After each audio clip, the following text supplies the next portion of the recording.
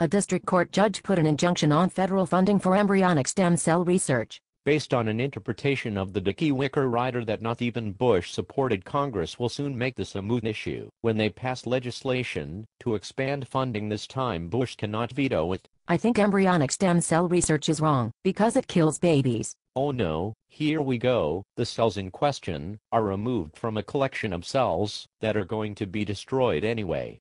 There is no baby, and no possibility of one. They are the product of in vitro fertilization. True. So what about the snowflake babies? And what about the possibility of tissue farms mass-producing embryos for laboratories? First, the entire number of adopted frozen embryos is less than 1% of the number of embryos created for in vitro fertilization. Second, there are hundreds of thousands of embryos currently frozen, so the research demand would never be enough to support your paranoid scenario. But it kills babies. Not true actually. The embryos are merely 8 cells called a blastocyst, and the blastocysts will be destroyed anyway, so why not use them to help save actual living people? Adult stem cells are used to treat many diseases, and embryonic stem cells aren't used for anything. Adult stem cells have been studied for 40 years and are only currently used to treat leukemia with bone marrow transplant. Although there are many trials ongoing, human embryonic stem cells were first isolated in 1998. Trials with them are now ongoing.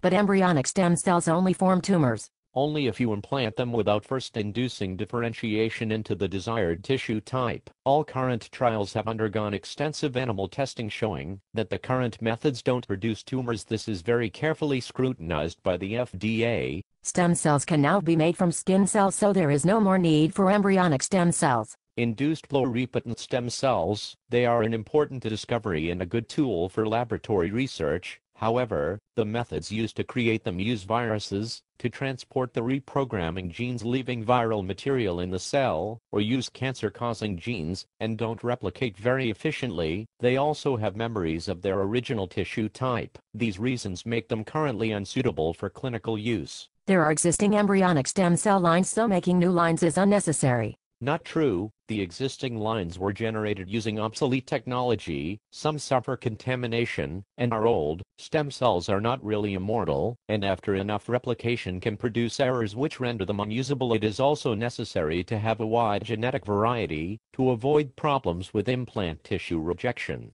Adult stem cells don't have rejection issues. Only if they are autologous, meaning they have to come from your own body, and there is still no way to change adult stem cells into any arbitrary organ cell type. But the Pope says embryonic stem cell research is wrong. I'm not Catholic, so I don't care. I won't use any embryonic stem cell treatment. That is your right to refuse medical assistance, but you don't have the right to make that choice for others.